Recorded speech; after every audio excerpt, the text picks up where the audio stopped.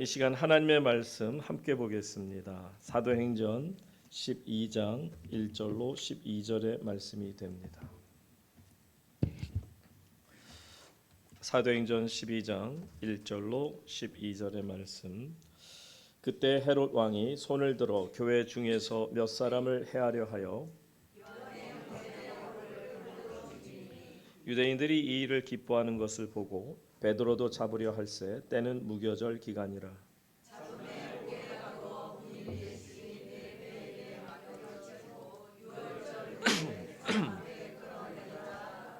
이에 베드로는 옥에 갇혔고 교회는 그를 위하여 간절히 하나님께 기도하더라.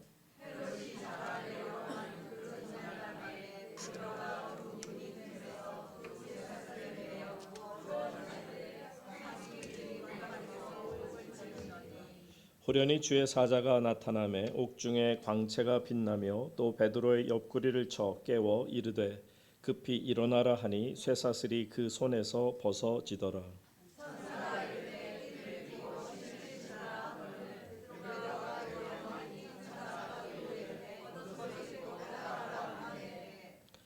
베드로가 나와서 따라갈새 천사가 하는 것이 생시인 줄 알지 못하고 환상을 보는가 하니라.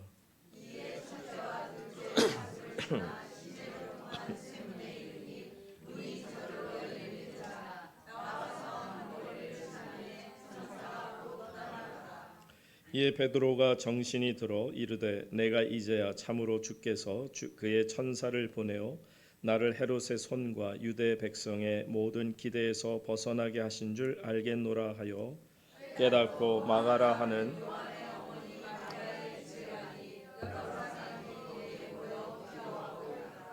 아멘. 이 시간 믿음이 성숙해진다는 것이라는 제목으로 하나님의 말씀을 대언해 드립니다. 여러분들 우물 안에 개구리라는 말이 있는데요. 아마 여러 가지 뜻이 있겠지만 우물 안에 갇혀 있는 개구리가 그곳에서 태어나서 그곳에서 만약에 자란다고 생각해 보세요. 그 개구리에 보여지는 우물 안에서의 그 하늘이라고 하는 것은 딱 우물 크기만큼이죠. 그래도 물론 개구리는 몸집이 작으니까 그 하늘을 보면서 하늘이 저렇게 생겼겠구나라고 생각합니다. 그런데 개구리의 인식은 그 하늘이라고 하는 것도 딱 요만큼의 그 하늘을 보죠. 그런데 어떤 경우에 어떤 사람이 만약에 개구리를 잠시나마 그 우물에서 건져내서 그 바깥 세상을 구경하게 했다 생각해 보세요. 그래서 개구리가 나와서 사방을 둘러보는데 이게 너무 큰 거예요. 정말 자기가 상상할 수 없는 크기의 하늘을 본 겁니다. 자, 그리고 나서 이제 다시 그 개구리를 이 우물에 가둬두게 된다 할지라도 여러분 생각할 때 물론 계속해서 이제 몸이 그 우물에 갇히는 순간에는 자기가 보던 딱 그 정도 사이즈의 하늘밖에는 볼 수가 없을 겁니다. 그러나 이미 개구리에게는 변화가 생겼어요. 어떤 변화냐면 누가 아무리 여러 가지 얘기를 해도 듣지 않아요. 자기가 본 것을 가지고 생각합니다. 뭐죠? 하늘은 넓다라는 거예요. 자기가 지금 보고 있는 저 정도의 하늘이 아니라는 거예요. 너무너무 큰 아주 감동을 받았던 그 하늘이 자꾸 생각이 나는 거죠. 여러분 이것을 우리는 어떻게 보면 인식의 변화라고도 말할 수 있죠. 우리가 어떤 살면서 생각의 틀이 깨어지고 새로운 틀이 생겨지는 순간이 될 것입니다. 여러분 믿음이라는 것도 마찬가지예요. 믿음이 커진다. 믿음이 성숙해진다라는 말은 다른 말로 하면 믿음의 틀이 바뀐다는 거예요. 인식이 바뀐다는 거예요. 여러분들 그 고린도전서 13장 11절 보세요. 사람의 생각이라는 거는 자꾸 자라게 돼 있어요. 몸이 자라는 것처럼 생각도 자라나게 됐는데 보세요. 내가 어렸을 때에는 다 같이 한번 읽습니다. 시작. 내가 어렸을 때에는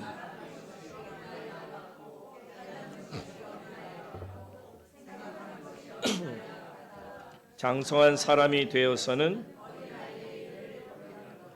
여기서 어린아이의 일이라고 하는 것을 그 원어로 보게 되면 것으로 표현하는 게 제일 좋습니다. 어린아이의 것을 버렸노라.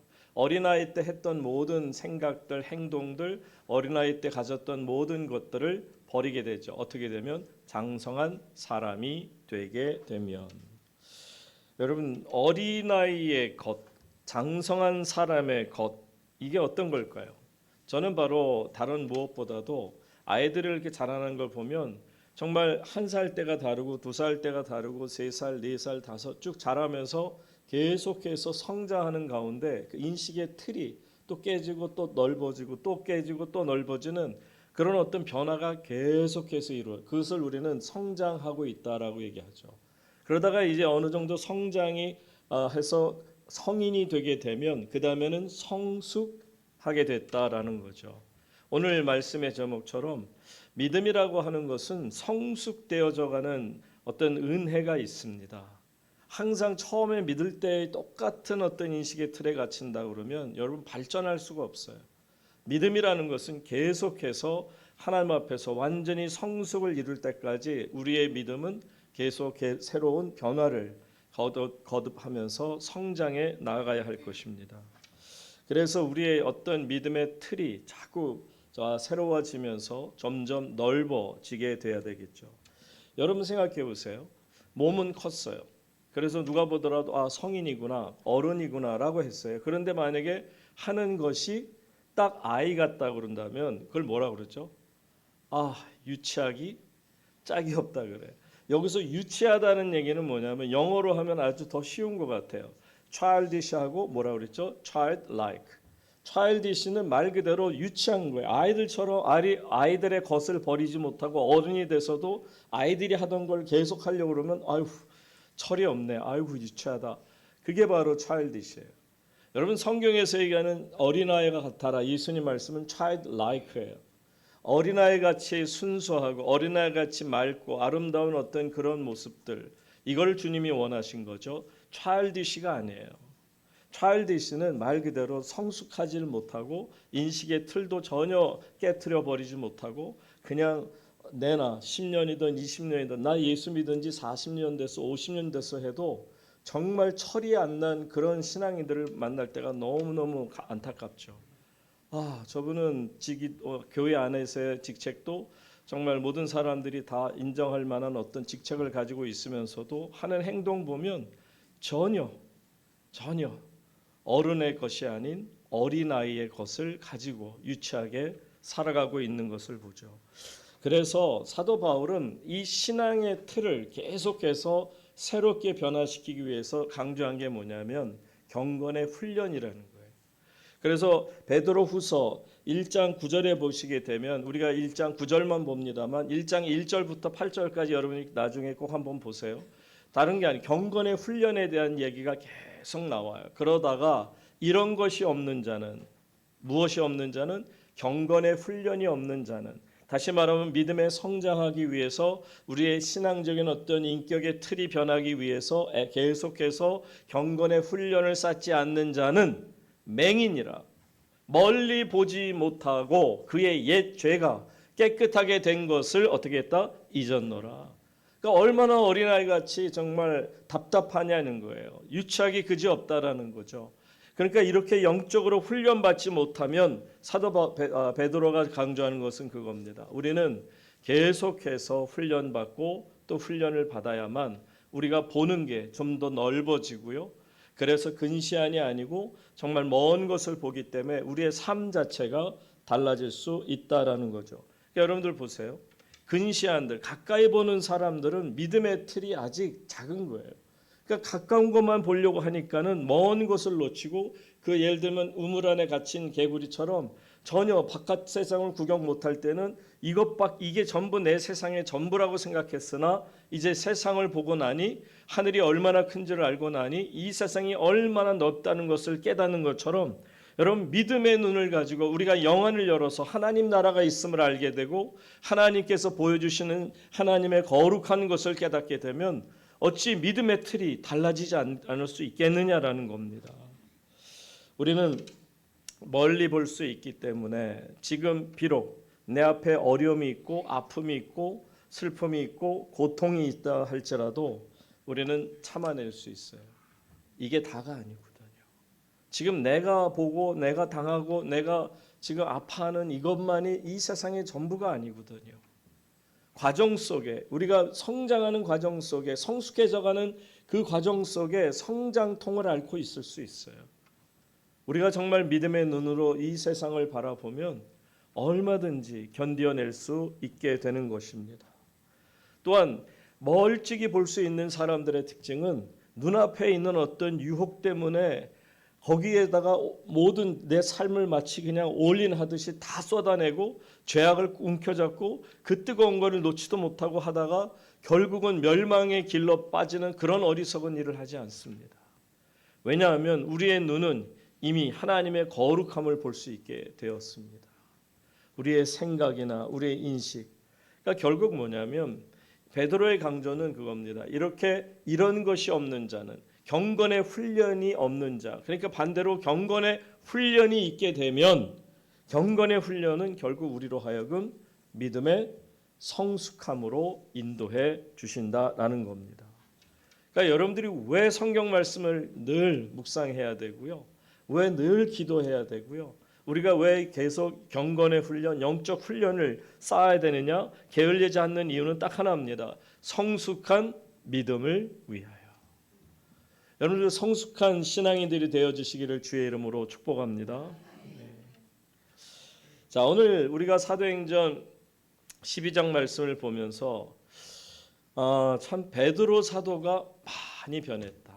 정말 전에 그 이게 믿음의 어떤 성숙함을 이루기 전에 베드로 사도의 모습하고 우리가 오늘 본문에서 보는 베드로 사도의 성숙한 모습은 너무 달라요. 완전히 하늘과 땅이 차이가 나는 것처럼 다릅니다. 자, 오늘 어떤 믿음을 소유하는가를 한번 본문을 통해 봅니다. 1절 다 같이 한번 1절과 2절 말씀 한번 읽습니다. 시작. 그때 헤롯 왕이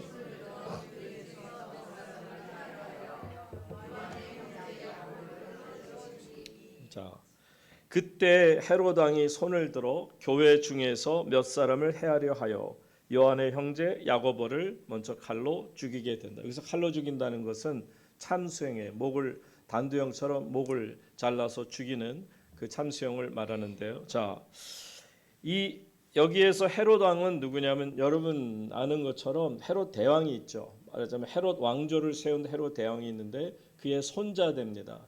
헤롯 아그리파 1세라고 하면 정확할 거예요. 헤롯 아그리파 1세 이 왕이 이제는 어떤 생각을 가리키냐, 굉장히 여우같이 정치적인 사람이다. 그냥 이렇게 딱 요즘에 그냥 계속 나오는 어떤 유시성을 가진 분처럼 딱 그렇게 생겼을 것 같아요. 굉장히 하여튼 뭐 같아요. 근데 머리는 또 너무너무 좋아요. 왜? 정치적으로 얼마나 살아남는 가정인지 몰라요. 그러다 보니까 유대인들이 뭘 원할까를 딱 눈치챈 거예요. 그러니까 유대인들이 원하는 게 뭐냐? 저 기독교인들, 교인들이 교회가 이 유대인들에게 있어서는 어떻게 보면 굉장히 이렇게 가려운 부분이겠구나. 그럼 내가 가려운데 긁어주지. 그런 생각을 가지고 손을 들어서 교회 중에서 몇 사람을 했다. 그런데 그 중에서 먼저 누구를 죽였다? 야고보를 죽였다. 그러니까 야고보는 본보기로 하나 죽이고 안 죽이는 게 아니라 이제는 여러 사람 죽이는 데 있어서 순서적으로 첫 번째가 됐을 뿐이라는 거예요. 그러니까 이미 이제 이제 순교가 시작이 된 겁니다. 이 얼마나 정말 정치 구단이고 정치적으로 노련한 이 정치가인 헤롯 아그리파 1세가 한번 이 야고보를 탁 죽여봤어요. 자, 야고보를 칼로 죽였어요. 그랬는데 3절 보세요. 분위기가 어땠냐? 유대인들이 이것을 어떻게 했다? 기뻐하는 거예요. 베드로도 그래서 어떻게 했냐? 너무 잘 됐다. 이거 내가 제대로 짚었는데 정치적인 생명이 길어질 것 같은 기쁨으로 베드로도 잡으려 할세. 때는 무교절 기간이라. 그러니까 여기서 잡으려 한다는 것은 죽이려고 하는 거예요. 자, 베드로 사도마저 죽이려고 했지만 그때가 마침 유월절과 무교절 그 사이의 기간이 되다 보니까 잡아서 옥에 가두어 두고요. 군인 4씩 4패에게, 그러니까 16명이 이 사도 베드로 한 사람을 지키는 겁니다. 그리고 유월절 후에 백성 앞에 끌어내고자, 이 말은 죽이고자 한다라는 것입니다. 자, 이처럼 아그리파 1세에 아주 굳은 결의가 있죠. 내가 너는 반드시 죽인다. 그리고 상대방인 베드로도 마찬가지로 나는 죽을 수밖에 없다라고 인정을 하는 겁니다. 자, 6절 말씀 보세요. 그런데 놀라운 말씀이 거기 나오고 있어요. 자, 물론 5절에 보면 베드로는 옥에 갇혔고 교회는 베드로 사도를 위해서 간절히 하나님께 기도를 드리는데, 자, 베드로로 들어가서 볼게요. 베드로에게 오늘 포커스 좀 맞출게요.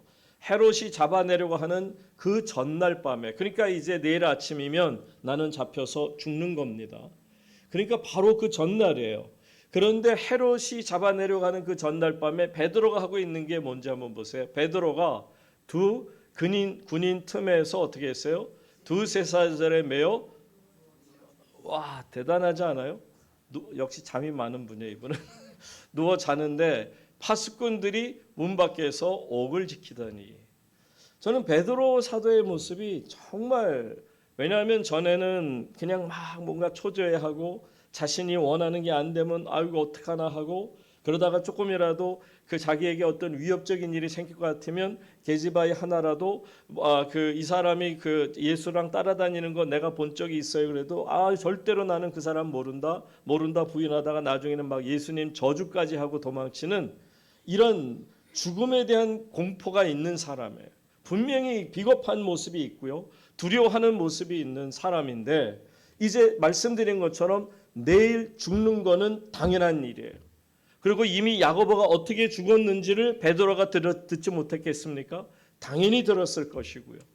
그럼에도 불구하고 당장 내일 나도 역시나 목이 잘려서 죽임을 당할 수밖에 없는 상황임에도 불구하고 뭘 했다? 누워서 자고 있어요. 저는 여기에 와, 대단하다. 저는 여러분, 믿음이 성숙하다는 건 어떤 거냐면 바로 이런 모습이에요. 흔들림이 없어야 돼요. 태산 같아야 돼요. 여러분, 베드로의 이름이 뭐죠? 피터, 개방, 반석이에요. 진짜 반석이 되는 거예요. 진짜 반석의 특징은 뭐냐? 흔들림이 없는 거예요. 누가 그 위에 서더라도 아주 든든함을 느낄 정도로 본인 스스로도지만 다른 사람들에게도조차도 아주 그냥 안심할 수 있는 그런 굳건함이 있는 분이 바로 피터, 베드로, 게바가 아니겠습니까? 놀랍게도 믿음이 성숙해진다는 것은 이렇게 베드로 사도처럼 정말 반석같이 전혀 흔들림이 없는 상황을 우리에게 보여주고 있죠. 사람은 최후의 순간이 오면 막 피가 마르지 않겠어요? 그 모래시계인가? 거기서 보게 되면은 최민수 씨가 그렇게 막 정말 과묵하고 싸움도 잘하고 그냥 굉장히 느긋하고 모든 면에서 죽음조차 전혀 두려워하는 것 같지 않지만, 나중에 박상원 친구가 찾아와서 막 이렇게 좀 위로하고 오려고 그럴 때 그때 떨리던 그 표정, 참 그 연기를 그땐 잘했던 것 같아요. 그러니까 그 모습이 어떻게 보면 정말 인간적인 모습이죠. 아무리 강한 사람이라 해도 그런 마지막 순간이 자기에게 오면 누구라도 두려울 수밖에 없는 게 자연적인 거 아니겠어요? 그런데 놀랍게도 베드로는 그렇게까지 성격이 최민수 씨처럼 뛰어난 사람이 아니었음에도 지금 이 순간에는 너무 멋있어요. 흔들림이 전혀 없어요. 자, 그가 이렇게 믿음이 성숙해지기 전의 모습과 믿음이 성숙해지고 나서의 모습이 다르다는 것을 보게 되는데, 지금 베드로 사도가 어떻게 보면 누군가는 그럴 수 있죠. 베드로 사도에는 믿음이 있었는데 그 믿음이라는 게 하나님 앞에 기도하고 잤더니 내일 아침이면 내 옥문이 열릴 것을 믿습니다 하고 그러고 잤기 때문에 그러니까 잠을 자지 않았을까? 천만에요. 베드로 사도는요, 옥문이 열리기를 기도하지 않았어요. 왜냐하면 야고보 사도가 이미 순교를 했기 때문에 자기도 그 순교의 길을 간다는 것이 내게 주어진 하나님의 길이라면 내가 순종합니다, 이 뜻은 있었지만, 이것이 정말 내 앞에서 무너지기를 원합니다, 주여 밤새도록 정말 옆에서 지금 4명씩 4교대 하니까 4명이 지켜요. 밖에서 2명이 정말 지키고 있고요. 두 명은 들어와서 하나는 오른손에다가 수갑을 차고 쇠사슬을 차고 다른 왼쪽에는 또 다른 사람이 쇠사슬을 묶었으니까 정말 꼼짝을 못하는 상황 속임에도 나는 믿음이 있으니까 무릎 꿇고 하늘을 보면서 주여 하고 소리를 외치며 하나님 이곳에서 내가 나가기를 원합니다. 이렇게 기도하지 않았어요. 그는 누워 자는데, 물론 기도야 당연히 하죠. 당연히 했고요. 그리고 잠자는 순간에도 하나님께 모든 것을 맡기는 그 자체가 기도 아니겠습니까? 하나님 앞에서 누워 자는데, 자, 이것을 어떻게 볼 수 있냐면 그 다음 구절 가서 보면 7절부터 9절까지 잠깐 볼게요. 호련히 주의 사자가 나타나며 옥중의 광채가 빛나며 또 베드로의 옆구리를 쳐 깨어 이르되 급히 일어나라 하니 쇠사슬이 그 손에서 벗어지더라. 천사가 이르되 띠를 띠고 신을 신으라 하거늘 베드로가 그대로 하니 천사가 또 이르되 겉옷을 입고 따라오라 한대. 자, 여기까지는 보는데요. 9절 다 같이 읽습니다.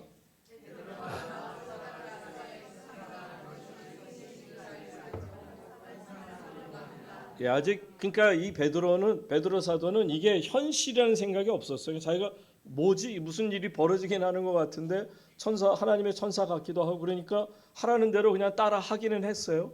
그리고 나 따라다니다 보니까 이게 지금 뭐지라는 생각이 환상을 보는 거 아니라 그러다 보니까 10절에 보면 이에 첫째와 둘째 파수를 지나게 되고 시내를 통한 쇠문에 이르게 됐는데 문이 저절로 열리는지라.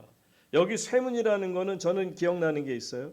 물론 어쩜 감옥을 다녀오신 분은 감옥이 생각날 수 있겠지만 저는 그 부녀자 보호소가 항상 생각이 나요. 왜냐 부녀자 보호소를 정기적으로 계속 다니게 될 때 그 부녀자 보호소가 어마어마한 쇠문으로 이게 정말 감옥소 문처럼 어마어마하게 큰 쇠문이 돼 있고 그러니까 차가 들어갈 땐 그 문을 열고 들어가지만 보통 때는 사람들이 들어갈 땐 요만하게 쪽문처럼 돼 있어서 그거를 빗장을 열고 막 들어가는데 그것도 소리가 얼마나 시끄러운지 몰라요. 쾅 닫히고 쾅 열고 끼끼덕 소리, 별소리가 다 나요. 그러니까 여기에서 지금 이 시내로 통하는 쇠문에 이르게 될 때 그 쇠문이 얼마나 큰지는 알 수 없지만 보통 요란한 소리가 아니에요. 쇠는 쇠끼리 마주치면 끼끼 소리가 안 날 수가 없어요. 그런데 문이 저절로 열리는데도 no one noticed.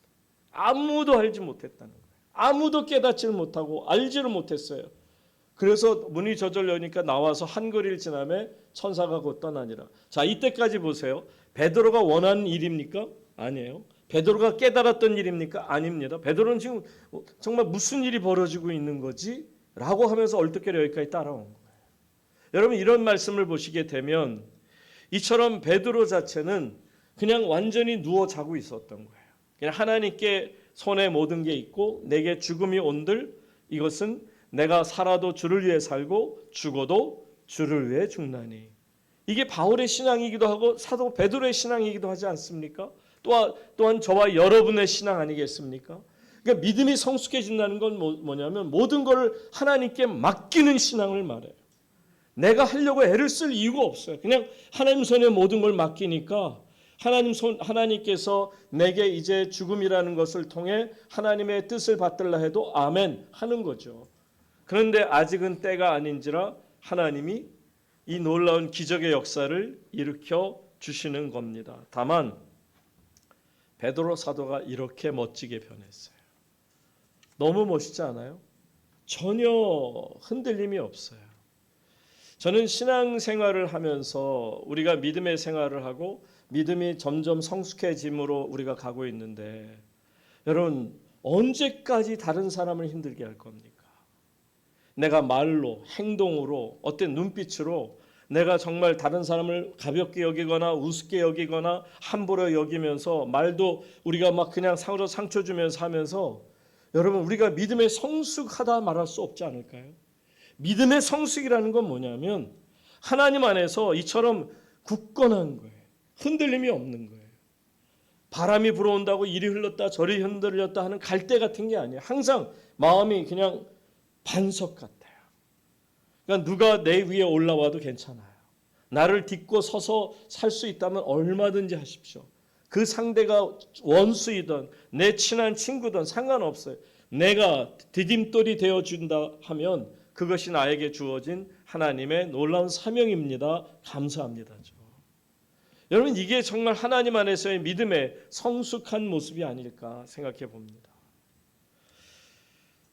예전에 비해서 우리의 삶의 모습이 늘 어린아이처럼 나만 여러분 아이들의 특징 중에 나쁜 어린 아이 같은 어떤 차일디시한 유치하다는 것 중에 하나는 너무 자기만 알아요. 맛있는 것도 자기 거고 하여튼 너무너무 이기적이에요. 여러분 언제까지 그렇게 살까요 우리가? 이제 성숙한 신앙인이 되었으면 이제는 반대로 내 것도 당신 것, 당신 것도 당신 것 주는 거예요. 내려놓는 거예요. 또 베푸는 거예요. 줄 수 있는 한 다 줄 수 있으면 좋겠어요. 언제까지 내 것이라고 이렇게 움켜쥐면서 그러니까 믿음이 성숙해졌다고요? 저분 신앙 정말 좋은 것 같아. 막 교회도 막 30년 이상, 50년 이상 헌금도 얼마나 많이 하는지 모두 그런데 아직도 움켜쥐는 것을 보면 그는 믿음의 성숙이라 말할 수 없습니다. 자, 베드로가 바뀌었어요. 믿음의 틀이 바뀌었어요. 믿음이 성숙해진 모습이라는 것을 우리에게 보여줍니다. 그러니까 이렇게 믿음이 성숙해진 분들의 특징은 이 땅을 살지만 이미 하나님께 내 목숨 다 내놓고 사는 분들이에요. 그러니까 하나님이 오늘 밤이라도 오라 하시면 할렐루야 여기까지가 나의 사명인가 보다. 하나님 감사합니다 하고 하나님의 부르심에 합당한 그런 믿음을 고백해야죠. 제가 이제 중국 선교를 계속 이렇게 1년에 한 차례 두 차례씩 정기적으로 호주로부터 해서 정말 오랫동안 다니다 보니까 많은 일들이 있었어요. 많은 분들도 만나고요. 제가 그때 호주에 있을 때 이제 샘이라는 그 의료 선교회 거기 그 이사장을 제가 하면서 호주 지부 이사장을 하면서 마침 이제 단동에 나와서 이렇게 활동하다가 그리고서는 이제 누구를 만났냐면 남미로부터 한국 분이세요. 그러니까 한인이신데 어렸을 때 이제 이민 가셔서 거기에서 이제 교회를 다니고 은혜 받고 그리고서는 이 중국까지 선교 오신 분이에요. 여러분 남미가 얼마나 먼지 아세요? 아르헨티나가 얼마나 뭐냐면 쉽게 우리나라에서 가려고 해도 30시간 걸려요. 비행기 타고 30시간이니까 여기서 가서 LA를 가면 그래도 좋은 비행기 타는 거예요. 또 안 좀 싸구려 타면은 막 또 이상한 데로 막 가요. 어쨌든 간에 아주 제일 좋은 비행기 탄다 해도 LA 공항에 내려서 LAX에서 타고 아르헨티나 부에노스아이레스로 갈 수도 있어요. 그렇지만 그것도 제대로 타도 24시간 이상이에요. 30시간이 쉽게 걸려요. 근데 중국까지 온다고 생각해 보세요. 그러니까 그분이 오려면 LAX까지 왔다 거기에서 여기 인천공항 왔다 인천공항에서 다시 중국의 그 심양공항까지 왔다가 그리고 단동까지 와요. 그러니까 얼마나 먼 거리입니까? 그러니까 적어도 30시간에서 40시간 정도 걸려요. 한번 이렇게 가려고만 해도 한 목적지를 향해. 그러니까 이제 이분이 그 아르헨티나에서 부모님 연로하신 부모님을 떠나면서 마음이 아픈 거예요. 그래서 어머니 아버님 건강하셔야 돼요. 제가 다음에 오실 때까지도 건강하셔야 돼요. 그러나 만일 왜냐하면 어떤 이제 불상사가 어려움이 생겨도 소식 듣고 떠나도 40시간이 넘게 걸리니까. 그러니까 이미 그때는 다 모든 게 끝날 수도 있으니까 떠나가는 모습을 못 뵐 수도 있으니까 그 선교사님이 그래요. 아버님한테 그랬다고 그래요. 아버님, 제가 혹시 못 뵙더라도 하늘나라 가서 뵈면 좋겠어요. 그랬더니 그 장로님이신 아버님이 그러자 우리 열심히 하자. 선교 열심히 하고 여러분 얼마나 멋있습니까?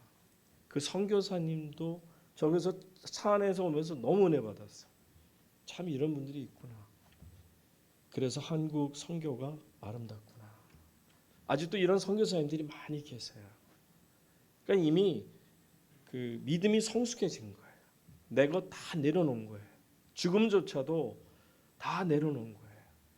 부모님도 자녀도. 그러니까 하나님의 위대한 사업이 하나님 나라가 자꾸 확장되는 거예요. 여러분 믿음이 성숙해진다는 게 이런 게 아닐까요? 하나님 안에서 떠나는 것조차도 두려워하지 않는 모습. 내 것을 포기함에도 전혀 흔들림이 없는 모습.